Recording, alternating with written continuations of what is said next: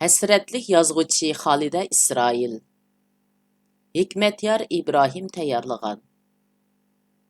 Uyğur millətinin talantlıq yazğıcısı Xalidə İsrail 1952 yılı Qashqarda doğulğan. İki puti sunğanlıq səbəbidin lagerga ilib ketkili bolmay, uyida nazaretdə turmaqda. Yazğıcı Xalidə İsrail Şərqi Türkistanda közgü görünген məşhur yazğıcılardan biri bulup, u bugünkü dəvr Uyğur ədəbiyyatidagi namayəndə xarakterlik munəvvər yazğıcıdır. Xalidə İsrail 1952 yılı 10 ayda Şərqi Türkistanның Qashqar şəhərində xizmətçi ailəsə tug'ilgan. Məktəbə kirishdən ilgirki yillərini Qashqarda ötküzüb, 1958 yılı ailesi bilan Aqsuga köçüb barğan. 1959 yılıdan 1963 yılıgacha Aqsuda başlanğıç məktəbdə oxugan. 1963 yılı ailesi boyunca Xotanga yütkülüb, Xotanda o'rta məktəbni bitirgan. 1969 yılı Qaraqash nahiyəsinin Saybaq yezisiga qayta tərbiyə elish üçün berib, bu yezida 2 yil turgan. 1972 yılı Mərkəzi Millətlər İnstitutiga o'qishga bargan. 1975 yılı məktəbni bitirib, atalmış Şinjan Gazeti idorasiga taqsim qilingan. 2007 yılı 11 aygacha bu idoraning Uyg'ur tahrir bo'limida muharrirlik bilan shug'ullanib, shu yili pensiyaga chiqqan.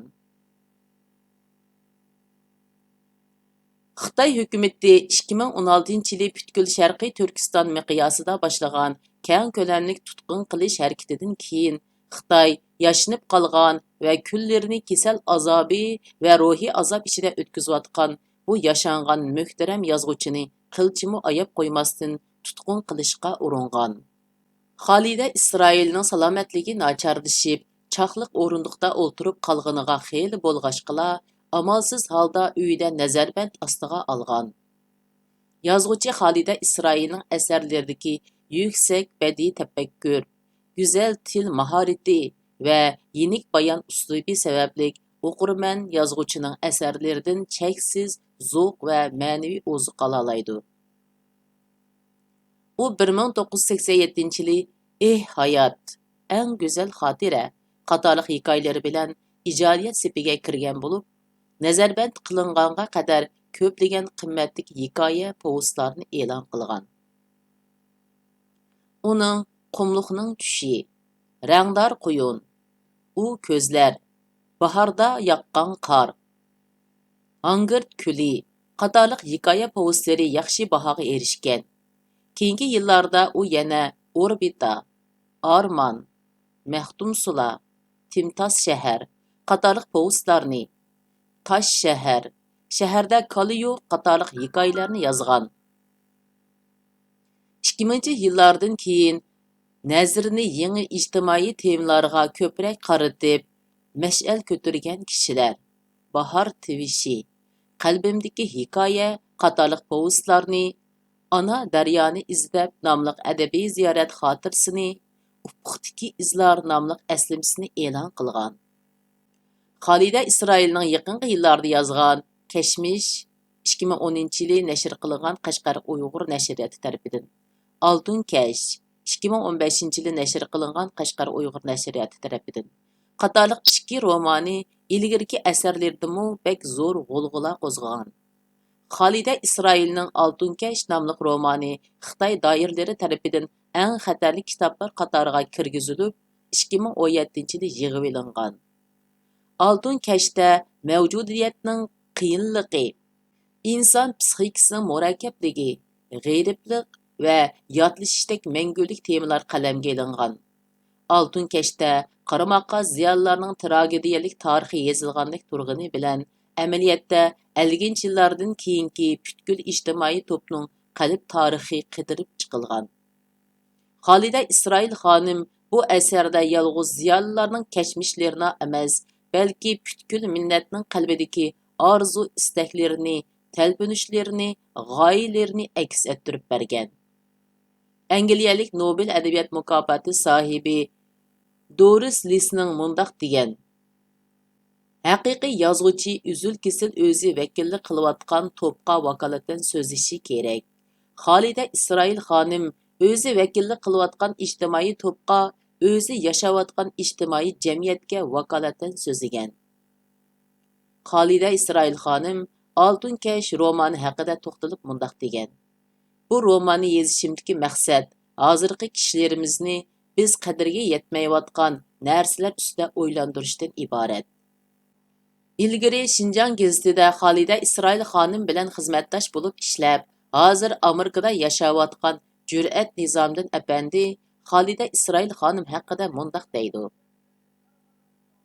Xolida hadam nihoyat kichik fe'il, oddiy sodda yashaydigan, tirishchan, kitobxumar ayol edi. Ko'p gap qilmaydi. Biz ishxonada bekor bo'lib paranglashib o'tirsak, Xolida hadam anda-sanda parangga aralashsa aralashadi. Bo'lmasa o'z ustida kitob o'qib o'tiradi. To'xtamay kitob o'qiydi. Dadam Xolida hadam bilan bir ishxonada ishlayotgan chog'larda dadammi shundoq deydi. Shundoqla Xolida bek aqlli ayol, qalbi bek kuchli deydi. Yozuvchi Xolida Isroil o'zining vatan millat oldidagi majburiyatini cho'nqur tushungan. Xalqning echinishi qismatlariga eng ko'p yig'ilgan. Bu haqdagi echinish iztiroblarini asarlarining har bir qurlariga singdirib etgan usta yozuvchidir. Uning asarlari Uyg'ur adabiyotiga zo'r yangilik va ilgirlash ilib kelgan. Uyg'ur xalqiga bo'lsa ma'naviy oziq ato qilgan. Xolida Isroildek mas'uliyatchan, qaysar yozuvchilarimiz Uyg'ur tilini kuchaytirish va gullantirish, Uyg'ur kulturini beyitish va saqlab qilish jihatlarida boshqa hech qanday kishi o'rinni to'ldirib bo'lolmaydigan buyuk to'hfalarni yaratdi. Xolida Isroil yeziqchilik saviyasi Uyg'ur yozuvchilari orasida eng ustun o'rinda turadigan yozuvchilardan biri bo'lib, uning asarlari ko'plagan yozuvchilarimiznikiga solishtirganda saviya jihatda dunyo adabiyoti saviyasiga eng yaqin hisoblanadi. Xolida Isroil xuddi atqan har bir o'qini zoya ketkizib etmaydigan usta margandek yozgan har bir asrda ifodalamoqchi va his qildirmoqchi bo'lgan ko'z qarashlarini muvaffaqiyatli holda o'ttirg'a chiqara olgan. Xolida Isroil azob ingi yo'q, yeziqchilik muddaosi noaniq, az o'qib ko'p yezi sabablik adabiyot ko'chisini paxol qilgan ba'zi yozuvchi shoirlarning aksicha bir umr kitob o'qishni va o'rganishni tashlamagan. Yozuvchi shoirlari g'ururliq, ziyolilari sagak, liderlari mas'uliyatchan millatlar har zamon, har makonda, yozuvchilari chakana, ziyolilari gumush, liderlari jambaqti millatlarning yig'isini tomosha qiladi. Xolida Isroil, Nur Muhammad To'xti, Adil Tuniyaz, Chimangul Ovud qatorliq g'ururliq shoir yozuvchilarimiz va butkul Sharqiy Turkiston xalqi Xitoy davlat terrorining ziyonkashiga uchrayotgan bugünkidek shivrg'anliq kunlarda bizdek erkin dunyoda yashayotgan Uyg'urlarning mas'uliyati haqiqatan og'ir. Biz bu og'ir mas'uliyatning huddidan qanday chiqish to'g'riliq har kuni o'ylanib, qayg'umizni kuchga aylantira oladigan hamda butkul millat sifatida zulmga qarshi oshkora va yoshirin holatda atlanganimizda ondan osmonimizni qoplab olgan qora bulutlar tarqaydi. Allohdan Xolida Isroilga va barcha mazlum Sharqiy Turkiston xalqimizga yuksak chidam, kuchlik iymon, xalqimizga hurriyat va baxt saodat tilaymiz. Shubhisizki, har qiyinchilikdan keyin bir osonchilik bor. Oxirida chet elda yashayotgan qalam sohiblariga shuni eskartamanki, qalam olam yaratilgandan buyongi eng kuchli quroldir. İnsanning ideya ko'z qarashini shakllantirishda qalamning o'rnini to'ldiradigan boshqa bir narsa yo'q. Chet eldagi qalamkashlarimiz dunyodagi eng kuchli qurol hisoblangan qalamni qo'liga olib, har qaysi janrlarda va har qaysi tillarda to'xtamasdan yezishi kerak. Chet eldimi o'z avtorlarimizning qo'lidan o'nlagan oltin kashlar chiqishi, ma'naviyati qag'jirab, ruhi yemirilgan sargardon Uyg'urlar bu xil asarlardan dardiga davo topa olishi kerak.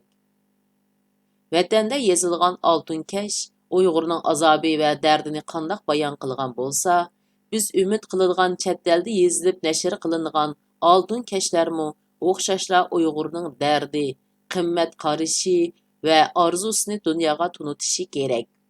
Bu nuqtadan aytganda, qalamkashlarimiz ham Uyg'ur tilida, ham chet el tillarida asar yozishga qarzdor. Uyg'urni dunyo tunidi, ammo uning azobi va orzusidan dunyo texi bexabar. Mana buni ro'yobga chiqarish adabiy ijodiyat bilan shug'ullanishga salohiyati to'shadigan qalamkashlarimizning zimmasidagi mangulik vazifadir.